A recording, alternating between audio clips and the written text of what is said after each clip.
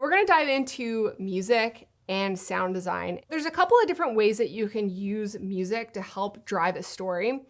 First is if you have a genre of music, picking different types of tracks that have different pacing will really help tell different emotions in a story. So for instance, something that's higher energy might mix with a more higher energy scene, like going somewhere or doing something that's really fun and exciting, versus having a slower song where maybe we need to slow it down a little bit. We're showing maybe a morning scene where we're just waking up, there's like a sunrise happening and it's a little bit more relaxing. You can use a bunch of different types of music in one genre to help pull the tone through a story, but then also give that audience their ups and downs with the emotions that you're kind of trying to get across in your video.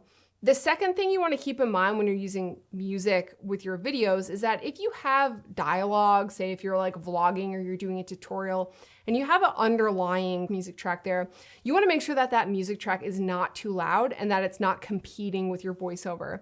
There's nothing worse than when you turn on a YouTube video to try and learn something and the music track is so loud that you could barely focus or hear what the teacher is trying to teach. For YouTube, you want to make sure that your voice track is set to about -12 decibels and that your music track is at least -21 or lower. It's really important that the music that you're choosing for the video fits with the pacing of your edit and the vibe that you're trying to go for. We usually like to use chill hop type music on our channel for the majority of our videos because that's kind of like a part of our style and a part of our brand. But for the helicopter series that we talked about, Heading East, we used a lot of blues and rock tracks as we mentioned in that mood board section of this class. We're gonna look at this example from a section of episode 5 of our helicopter series, Heading East.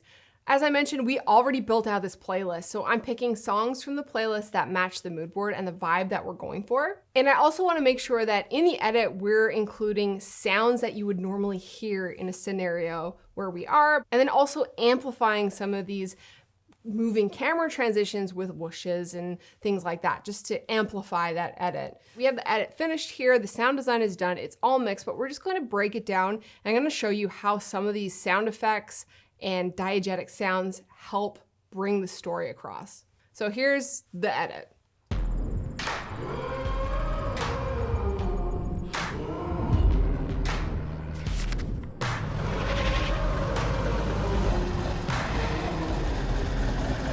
And Saratoga traffic helicopter 300 Whiskey Zulu is departing from the Bravo. After watching that, you can start to break down a couple of these little sound effects that we added, like the sound of the plane flying through the air, the sound of the helicopter firing up. So we're including those sounds in the video because if they were missing, you will feel a disconnect between the video and the audience watching it. They won't feel like they're there. There's elements missing. So including these sounds that would normally be in a video is really important in helping tell a story. If we scroll over this airplane clip, you can hear the airplane in the sky. So if that wasn't there, you don't get that essence of we're at an airport, we're hearing the airplane. So it's important to see what's in the clip and then add sound effects that match what's in your videos. When it comes to adding other types of sound effects, if you have whip pans, adding little whooshes to accentuate that transition can help. For instance, even like a time lapse, instead of no sound at all, we can add a little sound effect that sounds like this. So it sounds like the sky is kind of like going by really fast. If you have a point in your edit where you're doing a whip transition or transitioning from one clip to another in a bit of an interesting way, you can accentuate this with sound design or sound effects. So for example, we added a little whoosh in between here and that just accentuates the edit. That just adds a little bit of a different element that's not just the normal diegetic sounds that you're hearing, but it just adds a little something to the edit that makes it a little bit more interesting. We're gonna have a look at this edit really quickly with all of the sound effects turned off. It's just the music track paired with the visuals.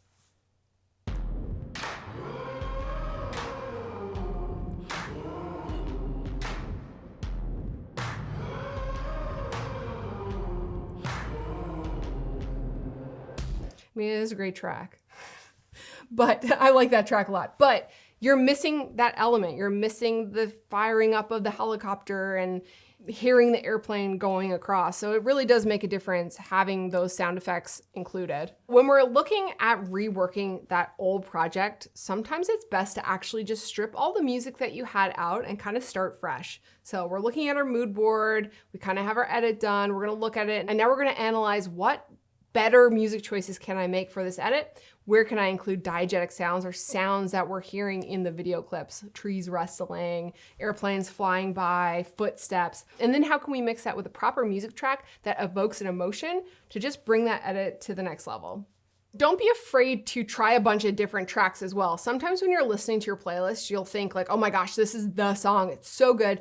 And then you pop it in your timeline and you play it back and you're like, oh, this doesn't match with the vibe of the edit at all. So don't be afraid to get rid of that track and try a couple of different ones to see what fits. I definitely recommend, if this is something that you're going to be doing often, to invest in a music subscription service. This is so important when you're doing commercial videos or even YouTube videos. You want to have a big library to choose from, a lot of options so you're not using the same songs all the time.